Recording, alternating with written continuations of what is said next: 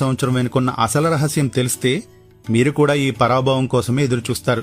చాలామంది పరాభవం అంటే కేవలం అవమానం అనుకుంటారు, కానీ సంస్కృతంలో దీనికి ఒక అద్భుతమైన అర్థం ఉంది.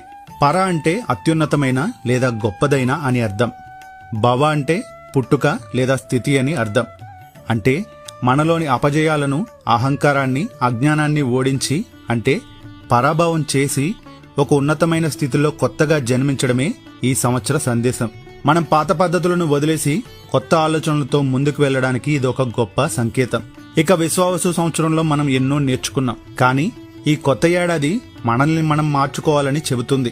ఉదాహరణకు, మనలో ఉన్న బద్ధకాన్ని పరాభవం చేస్తేనే కదా మనం సక్సెస్ వైపు అడుగులు వేస్తాం.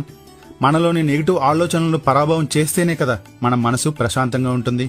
కాబట్టి ఈ పరాభవ సంవత్సరం మనకి ఇచ్చే పెద్ద గిఫ్ట్ సెల్ఫ్ ట్రాన్స్ఫర్మేషన్. ఈ మార్పు ఎప్పుడూ తీపగానే ఉండదు. అందుకే మనం ఉగాది పచ్చడిలో వేప పువ్వు చేదును కూడా కలుపుతాం.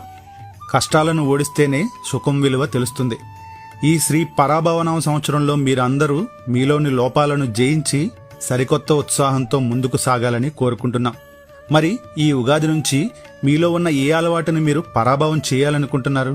అంటే ఏ నెగిటివ్ క్వాలిటీని వదిలేయాలనుకుంటున్నారో కింద కామెంట్స్ లో షేర్ చేసుకోండి. ఈ వీడియో కనుక మీకు నచ్చితే లైక్ చేయండి. జై శ్రీ